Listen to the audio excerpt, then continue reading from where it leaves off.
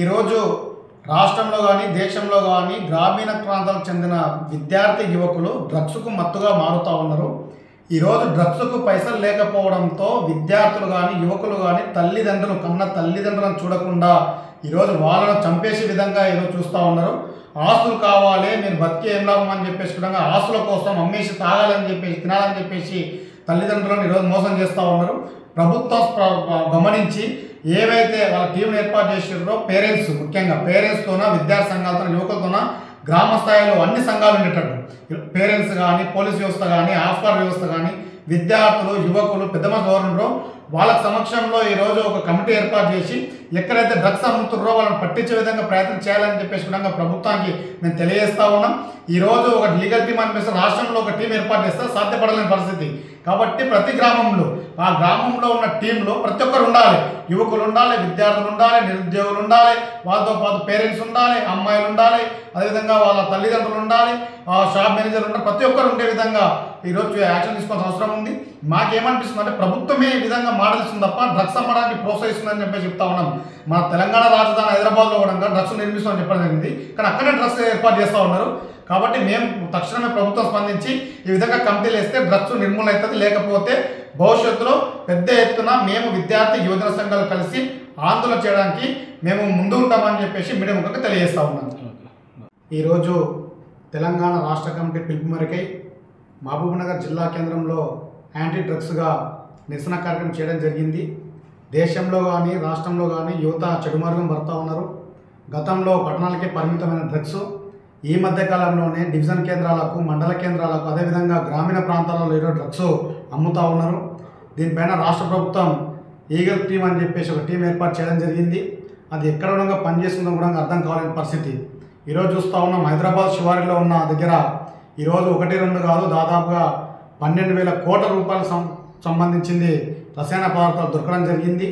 ఈరోజు ప్రభుత్వం ఏమాత్రం దానిపైన అరెస్టు చేసి వాళ్ళపైన చర్యలు తీసుకునే పరిస్థితి ఈరోజు రాష్ట్రంలో కనిపిస్తూ ఉంది. ఈరోజు డ్రగ్స్ ఎవరైనా అమ్మినా దాన్ని ఎవరైనా యూజ్ చేసినా కఠిన చర్యలు తప్పవు అని చెప్పేసి ప్రభుత్వం చెప్తా ఉంది. కానీ ఎక్కడ కూడా అక్కడ మాటలకే తప్ప ఆచరణలో ఎక్కడ కనపడటం లేదు. కాబట్టి మేము ఒకటే విజ్ఞప్తి చేస్తూ ఉన్నాం. ఇదే మహబూబ్నగర్ జిల్లా కేంద్రంలో టీడీ గుట్టలో కూడా ఈరోజు 100 టన్నులు ఈరోజు డ్రగ్స్ దొరకడం జరిగింది. ఈరోజు మాటలకే పరిమితం తప్ప వాళ్ళ మీద ఏం యాక్షన్ తీసుకుంటారు కూడా ప్రజలకు తెలియని పరిస్థితి. ఈరోజు చెడు మార్గం పడుతూ ఉంది. దేశంలో ఇప్పటికే నిరుద్యోగం పెరుగుతూ ఉంది. ఈరోజు చెడు మార్గాలు పెరుగుతూ ఉన్నారు. డ్రగ్స్కు సంబంధించింది అనేక జిల్లాలో, రంగారెడ్డి, శంషాబాద్లో కానీ, మొన్న కొత్తూరులో కానీ, మహబూబ్నగర్లో కానీ డ్రగ్స్కు అడ్డగా మారింది తెలంగాణ అని చెప్పేసి కూడా మేము తెలియజేస్తూ ఉన్నాం. రాష్ట్ర ప్రభుత్వం స్పందించి తక్షణమే డ్రగ్స్ నివారించే విధంగా ప్రయత్నం చేయాలి. విద్యార్థి కానీ, యువజన కానీ, పోలీస్ వ్యవస్థ కానీ, మీడియా మిత్రులు అందరితో సమావేశం ఏర్పాటు చేసి ప్రతి జిల్లాలో, ప్రతి గ్రామంలో, ప్రతి డివిజన్ కేంద్రాలలో ఒక అవేర్నెస్ ప్రోగ్రామ్ తీసుకొని రావాలి. కాలేజీలలో, అదేవిధంగా స్కూళ్ళల్లో కూడా తీసుకొని రావాలి.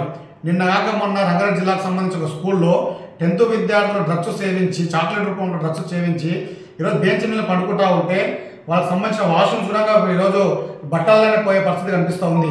కొన్ని రోజులు అక్కడ ఉన్న ప్రిన్సిపాల్ గమనించి వాళ్ళతో ఫ్రెండ్లీగా ఉండి ఎక్కడైతే డ్రగ్స్ అమ్ముతున్నారో ఆ షాపును పట్టుకొని ఆ సంబంధించిన డీఓకి చెప్పడంతో ఆ యొక్క షాప్లో చాక్లెట్ రూపంలో 25-30 రూపాయల తీసుకొని చాక్లెట్ రూపంలో విద్యార్థులు డ్రగ్స్ అమ్ముతూ ఉన్నారు. ఆ షాపును సీల్ చేయడం జరిగింది. అంటే ఈరోజు ఎక్కడైతే ఇబ్బంది జరిగిందో స్పందిస్తుంది తప్ప ఆల్రెడీ ఆల్టర్నేట్ ముందే ప్రభుత్వం స్పందించడం లేదని చెప్పేసి కూడా మీడియం తెలియజేస్తూ ఉన్నాం. దేశంలో డ్రగ్స్ నిర్మూలన వివరించాలి, అనేక రకాల టీంలు ఏర్పాటు చేయాలి.